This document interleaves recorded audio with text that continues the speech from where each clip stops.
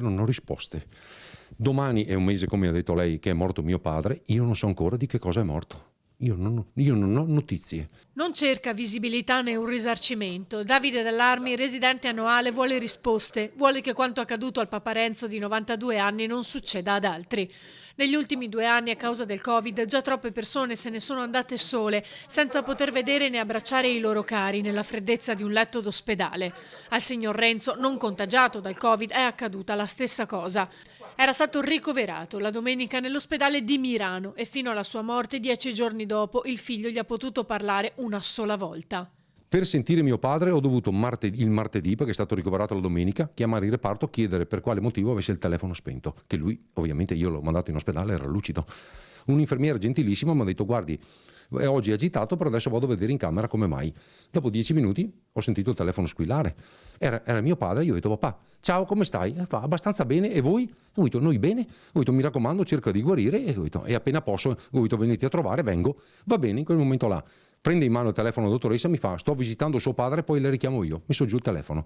Da quel momento io mio padre non l'ho più sentito. Solo in alcune giornate Davide è riuscito a parlare col medico deputato, fino alla telefonata che nessuno vorrebbe ricevere e che Dall'Armi ha ricevuto il giorno dopo la morte del papà. Martedì mattina alle 9:20 mi chiamo all'ospedale, dico: finalmente mi danno notizie.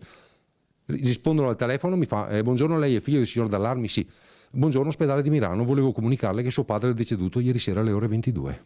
A quel punto, oltre allo sgomento, chiaramente il dolore, ho detto: ma nessuno mi ha telefonato per dirmi che è morto mio padre ieri sera. Sono 12 ore fa, perché dalle 9:20 di mattina alle 10 di sera sono quasi 12 ore. Il mio cellulare era acceso, ma magari può capitare che non sono riusciti a prendere la linea, però avevo anche il numero di casa e io quella sera ero a casa il lunedì, perché dalle 7 di sera ero a casa, il mio telefono non ha mai squillato. Il dolore più grande Davide l'ha provato quando ha potuto rivedere il padre.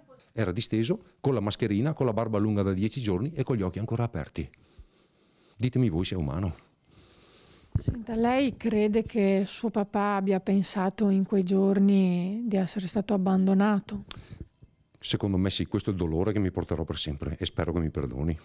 Perché anche le altre volte che era stato ricoverato precedentemente in geriatria ad Olo, io ero sempre presente. E lui è rimasto in ospedale 9 giorni da solo e non mi ha mai visto. Secondo me, lui veramente, secondo me, è morto solo. È morto solo. Gli effetti personali che gli aveva fatto recapitare non erano nemmeno stati toccati, racconta. Sconfortato, ha segnalato l'accaduto anche al governatore Zaia e 2 giorni dopo il primario del reparto gli ha scritto un'email spiegando che in quei giorni erano impegnati nella riorganizzazione del reparto per l'emergenza Covid. Era inoltre scoppiato un focolaio.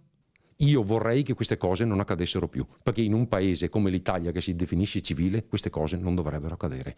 Se ci fosse chiarezza e mi avessero detto la verità, nel senso: guardi che lei non può entrare per questo motivo, sarebbe stata un'altra cosa, ma a me non l'ha detto nessuno. Se potessi tornare indietro non so cosa farei, perché dipende dalla situazione, però sapendo quello che è accaduto a mio padre e tante altre persone che mi stanno contattando, alle quali è successo la stessa identica cosa, stesso modus operandi, e forse agirei diversamente. Mi metterei davanti la porta del reparto e starei lì finché mi fanno entrare.